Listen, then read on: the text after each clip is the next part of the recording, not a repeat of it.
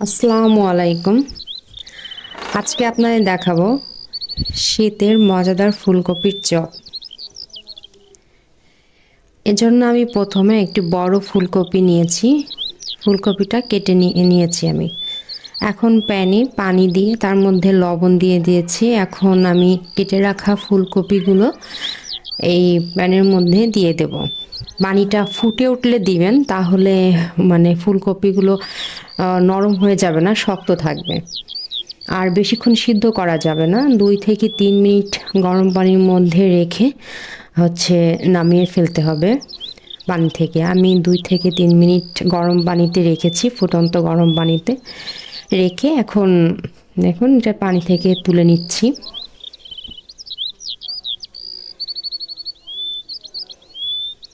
এভাবে আমি একটু পানি ঝরিয়ে নিব। এখন একটা গামলায় আমি বেসন নিয়েছি, 1 কাপ পরিমাণ বেসন, 1/2 কাপ চাউলের গুঁড়া, আর কর্নফ্লাওয়ার নিয়েছি 1 চামচ,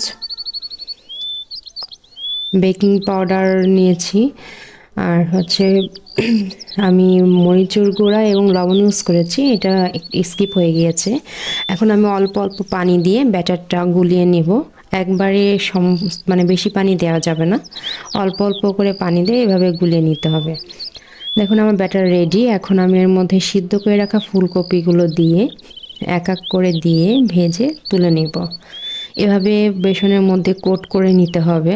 দেখেন মানে সমস্ত জায়গায় ভালোভাবে যাতে করে বেসনটা লেগে থাকে। বেসনটা পাতলাও হবে না, আবার খুব বেশি ঘনও হবে না।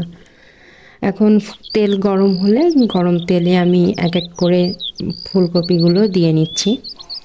একটু মনে রাখবেন, বেসনটা যদি বেশি ঘন হয়ে যায় তাহলে কিন্তু ভেতরে কাঁচা থাকবে, তখন খেতে ভালো লাগবে না। তো আপনারা একটু হাত দিয়ে চেক করে দেখবেন যেন এটা একদম পাতলাও হয় না, আবার ঘনও হয় না। পাতলা হয়ে গেলে আবার এটি গায়ে লাগবে না, তখন শুধু ফুলকপিটাই দেখা যাবে। দেখুন আমি এক এক করে ফুলকপিগুলো দিয়েছি। এখন এটাকে আমি উল্টিয়ে নিব। এক সাইড আমার হয়ে গিয়েছে, একটু ব্রাউন কালার করে নিয়েছি। এখন আমি এটাকে ভালোভাবে উল্টিয়ে এখন অন্য সাইডটাও ভালোভাবে ভেজে নিব। আমার ভাজা 2 সাইডটাই পুরোপুরিভাবে ভাজা হয়ে গিয়েছে। এখন আমি এটা তেল থেকে উঠিয়ে নিব। দেখুন আমি এটা কড়াই থেকে উঠিয়ে নিচ্ছি এবং তেলটা ভালোভাবে ছেঁকে নিয়েছি। এই যে আমার ফুলকপিগুলা রেডি, শীতের সুন্দরী ফুলকপি।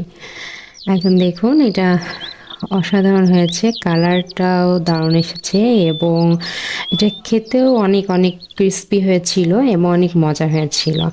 দেখুন ভেতরটা খুব সুন্দরভাবে কুক হয়ে গিয়েছে। আপনারা এভাবে বাসায় তৈরি করবেন, তাহলে আপনারা অনেক মানে মজা করে খেতে পারবেন এবং এটা অনেক ক্রিস্পি হবে। দেখুন ভেতরটা অনেক সুন্দরভাবে কুক হয়েছে, আমি আপনাদের দেখাই। এই দেখুন ফুলকপিটা কত সুন্দরভাবে কুক হয়ে গিয়েছে।